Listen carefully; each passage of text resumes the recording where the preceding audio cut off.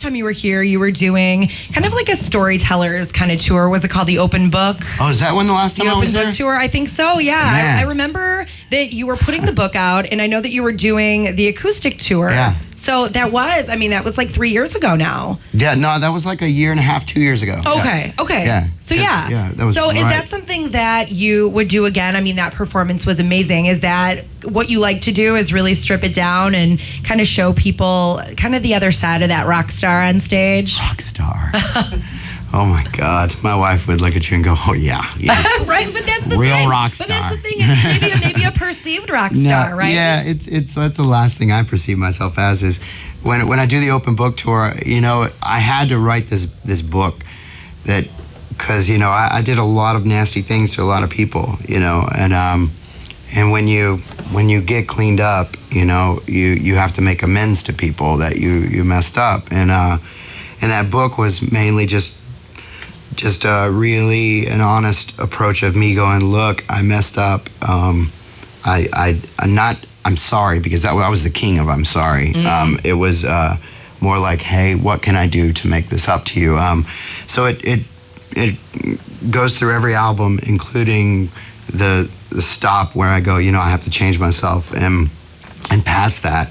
And I love doing the open book tour because I found out something when I got cleaned up was that I'm actually kind of funny, and I'm not this like dark suicidal killer, that some people for some reason think I am.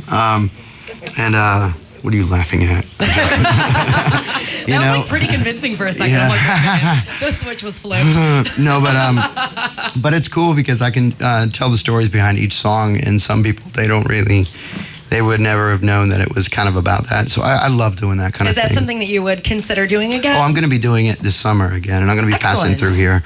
I just love working. I love being on the road, and my wife goes with me on the road too, and so that's great. And my kids, so it's really cool. Yeah. Is that? Do you think? I mean, a lot of people out there have struggled with addiction and depression. So, what do you think? I don't want to say like a message to those that might be suffering with that, but I guess like what has helped with you finding yourself in such a positive, good energy kind of place? Can we say the B word on the air? B-I? Like bitch? Yeah, okay, yeah. This is, figured if I said it first, you'd be more perfect. Okay with it. Some people need the caressing and the whole, hey, it's going to be okay, but that's just enabling to me. It took my wife looking at me and going, you're just a little bitch.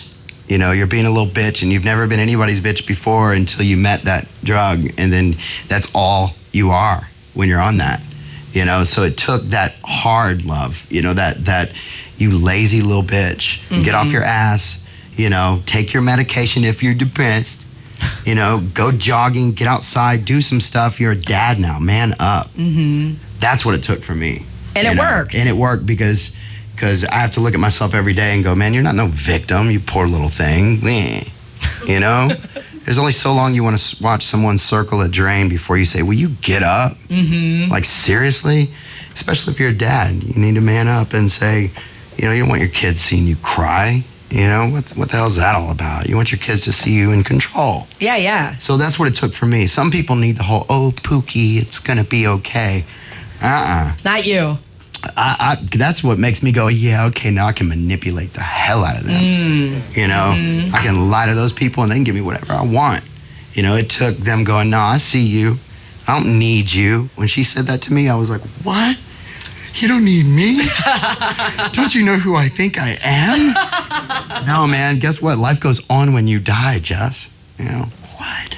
Well, we're so glad to see you doing so well. And I love this humorous side of you. It's so great to see. Thank you so much. Thank you. You can see a little Blue October tonight at Austin's Fuel Room. I would love for you to do one more for us. Is that okay? Yeah. Do you want me to do an old one or a new one? What do you want to do? What do you guys want to hear? Something old? Something new? Something blue? Of the new one? Okay. All right, then I do this version of the song Bleed Out, if that's okay with y'all. All right. It's kind of weird, but here we go. Watch out, I built this one. Close my eyes, feel your sigh. A desperate aching wonder, will you ever let me off my knees?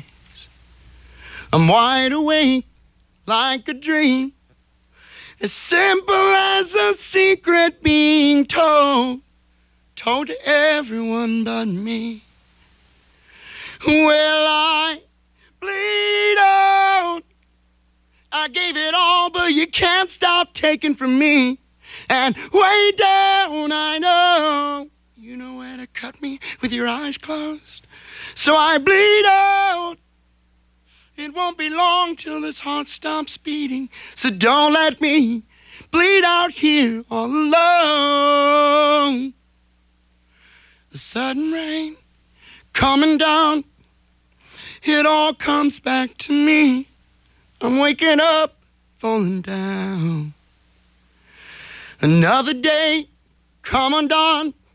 I keep trying to heal your pain, but in return you cut me over and over. But one more time and I will bleed out. I gave it all, but you can't stop taking from me. And way down, I know you know where to cut me with your eyes closed. So I bleed out. It won't be long till this heart stops beating. So don't let me bleed out here all alone. I finally feel like I'm supposed to be here. So don't you take this moment away from me.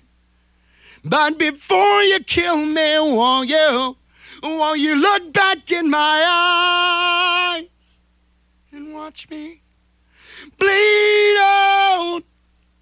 I gave it all, but you can't stop taking from me. And way down, I know you know where to cut me with your eyes closed.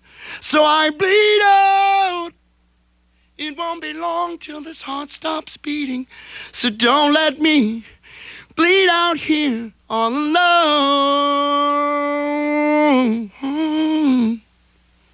Thank you.